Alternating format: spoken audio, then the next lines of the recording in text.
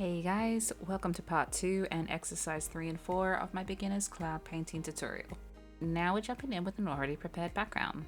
This sky was done the same way the first 2 cloud exercises were done, so you can go back and watch that if you need to.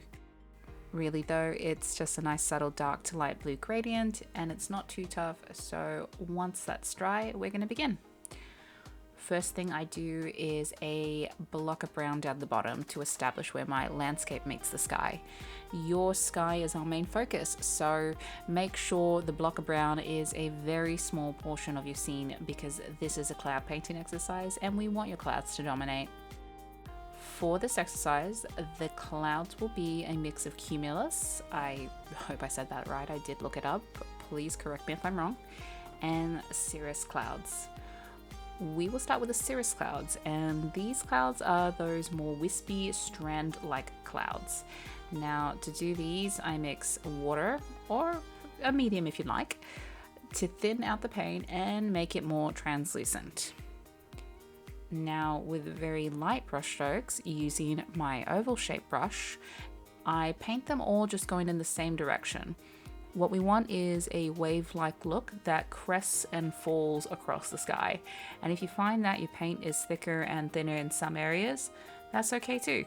You can blend them out or leave them. Clouds are not uniform, they're different sizes, shapes, and levels of transparency, so we want variation. And you can get messy like I did and use your fingers to smudge out those clouds. Or dry your brush on a cloth or a rag and use that to smudge out those clouds and make them more transparent.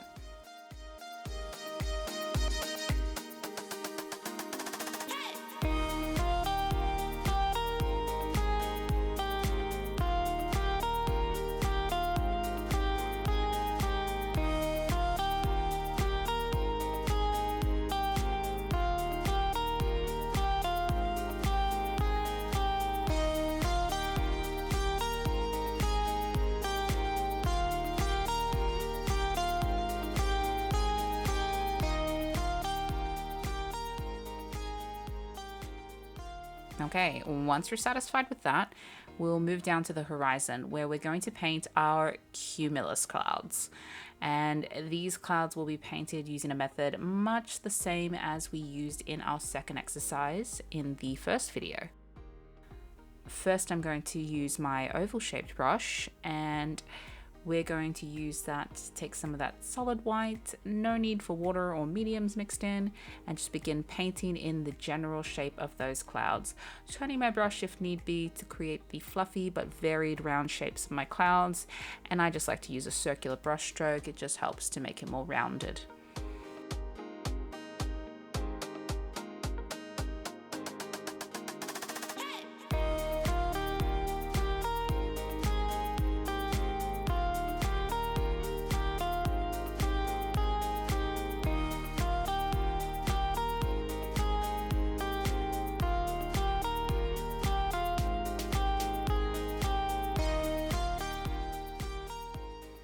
Once you're satisfied with the shape of your clouds, we are going to create shadows by mixing up a cold grey. We want to work while the white is still wet, so I'm going to quickly mix up some white with some very tiny bits of black and blue, and that creates a nice bluish grey. The reason we want the white to still be wet is because we want to blend that grey into the white. So I begin by painting some of that grey into the body of the cloud, nearest to the horizon, and slowly blending it outwards and upwards into the cloud and into that white so that it creates a smooth transition from the darkest grey to a lighter grey and finally to the white of the cloud. If you prefer to start with the grey and then paint that in along the horizon, and afterwards paint the white on slowly blending it out, that's absolutely fine too. As long as you remember to blend to make sure the shadows aren't too harshly contrasted against the white, and you consider your light sources. Speaking of light sources, we are going to focus on highlights. It helps us establish the direction of light, but also gives a great deal of volume to the scene. In the case of this scene, light is bouncing off the tops of those clouds, so we're going to take some solid white and paint it in along the top edges of the cumulus clouds. And we're also going to pop it into those cirrus clouds as well, because we want to make those pop a little too.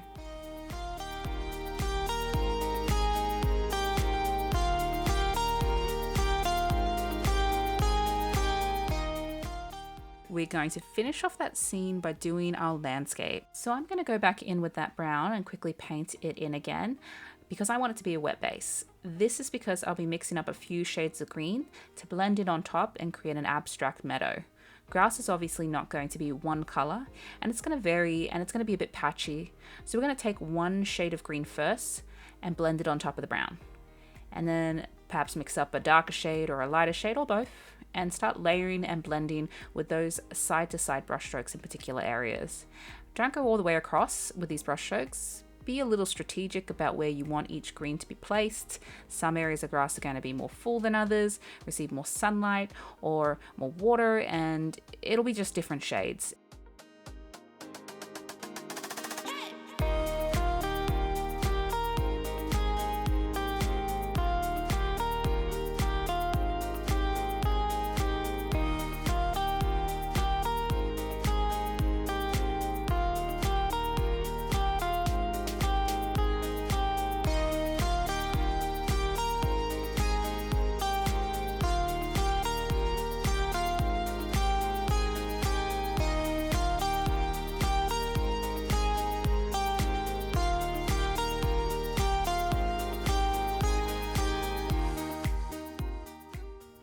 And once you're happy with how lush it looks, add a few little trees and shrubs in. I've done this by mixing up a darker tone of green and just taking a round brush and dabbing in a few little details.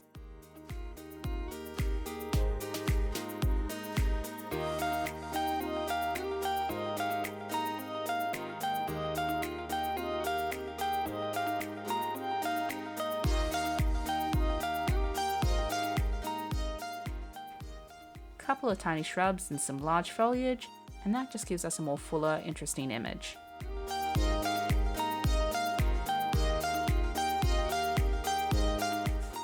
And on to our final exercise, and we are going in and doing a background that is going to be slightly different from the last three. We are doing a sunset, sunrise, either really. The sky at these times are usually lit up quite differently and have more color variation.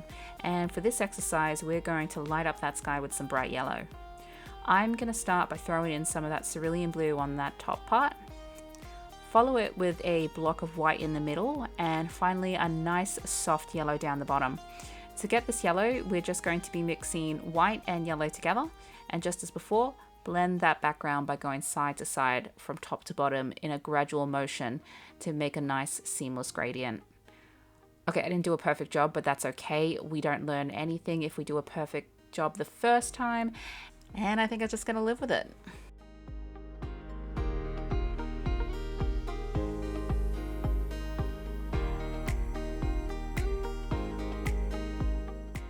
The clouds of this image are going to actually be darker than the background itself.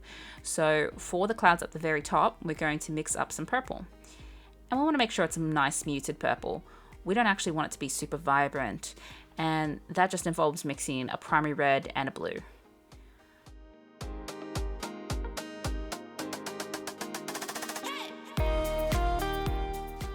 Again, the way to do this is by dabbing and blending in circular motions, and we are just going to create the shape of these little disjointed tufts of clouds.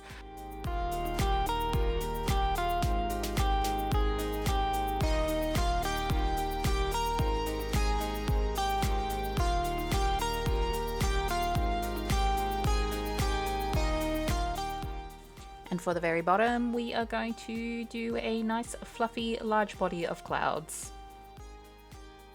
So since these are on a lighter yellow background, we are going to paint them darker than the background, but we are going to use a muted blue instead. I did this by mixing a tiny bit of white and yellow and even the tiniest bit of black and blue, and that just created this nice muted sort of blue color. Okay, we should be pretty well versed in creating those fluffy cloud shapes, so go ahead and just paint those dudes in with your circular brush strokes. And we'll just keep our focus on those bottom clouds. These clouds are looking pretty flat, so to fix that, we're going to mix up a soft yellow, similar to the shade that you used to create the bottom background of the sky, and we're going to dab that into the edge of the bottom clouds and blend it into that blue. We're creating that light to dark transition by blending and blending and blending.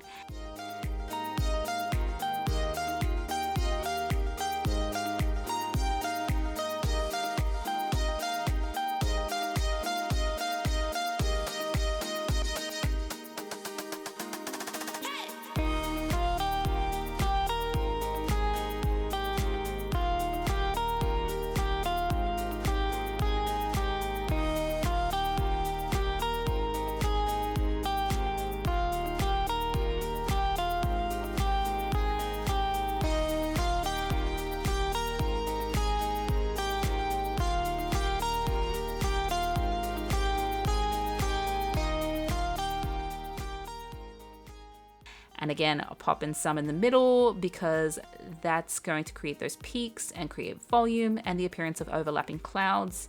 So we're really focusing on our light sources here. Awesome. Now back to those top clouds.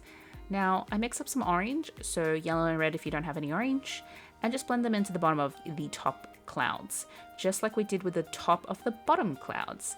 This shows our light source, which is below those top purple clouds and behind those bottom blue clouds.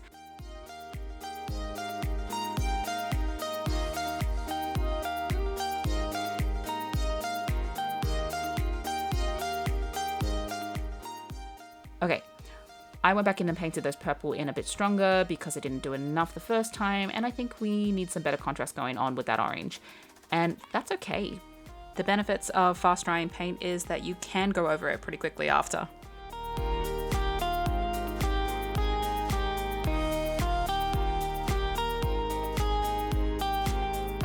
And now with a round brush, we are going to take some of that orange and we're going to paint some stronger bright highlights down the bottom edge of those purple clouds.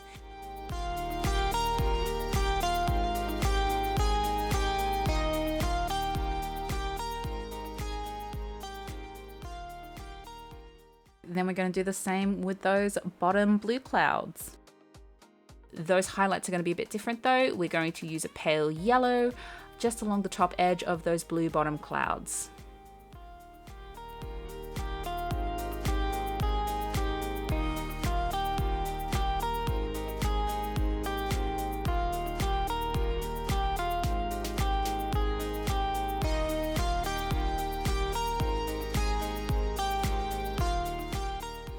And just to make that scene a little bit more interesting, let's throw in some bird silhouettes. Try to vary them a bit as if their wings are in motion.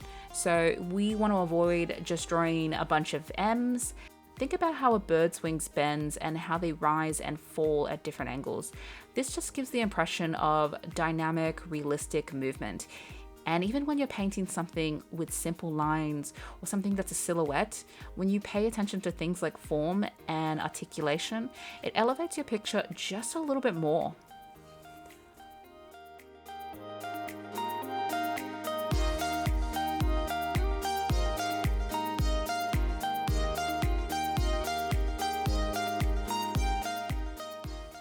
And we're done. That is 4 simple cloud scenes. So if you like this video, hit up that like button or subscribe, since I plan on putting out more with the hopes of keeping you guys entertained, maybe teaching you something, and really learning some things from you guys. If you have your own methods or some really cool tricks, hit me up. I would love to know so I can apply the knowledge to my own work or pass on that knowledge to others, because I do some teaching on the side and I do love to show my friends how to paint. And what a better time to upskill than now, because so many of us are housebound. And if you didn't like my beginner's tutorial, that's okay. If you made it this far, at least I can reward you with a few clips of my super adorable rescue kittens. Thanks for watching, guys.